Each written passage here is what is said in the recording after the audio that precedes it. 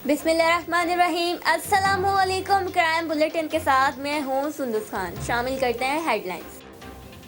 Karachi police की कार्रवाई। 24 घंटों के दौरान लॉकडाउन की खिलाफ वर्जी करने वालों को गिरफ्तार कर लिया गया। गिरफ्तार करने वालों की तादाद 247 हो गई और दर्ज एफआईआर की तादाद 81 है। 101 मोटरसाइकिलों को कब्जे में ले लिया गया।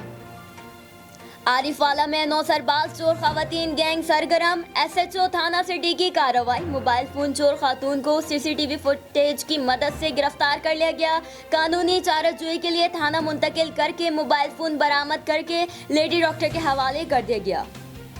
ठट्टा शहर के इस्लामपुर मोहल्ले के मकीनों का चेयरमैन के खिलाफ एहतिजाज। लॉकडाउन के बायस मेहनत कश तबका सख्त परेशान, राशन की फराहमी से महरूम।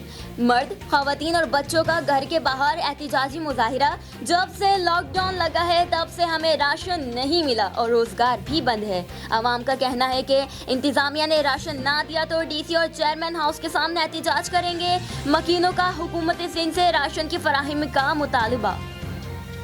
एसएसपी डिस्ट्रिक्ट सांगर दिशान शफीक सिद्दीकी की हिदायत पर अमल दरामद करते हुए एसएचओ सिंजोरो राजा नवीस फराज और डीएसपी सिंजोरो सैयद सिकंदर अली शाह ने हुकूमत सिंध की जानिब से जारी अहकामात को अमली जामा पहनाते हुए धूप और गर्मी में डबल सवारी करने वालों को हिदायत देने के साथ साथ कानूनी कार्रवाई भी अमल में लाई जा रही है।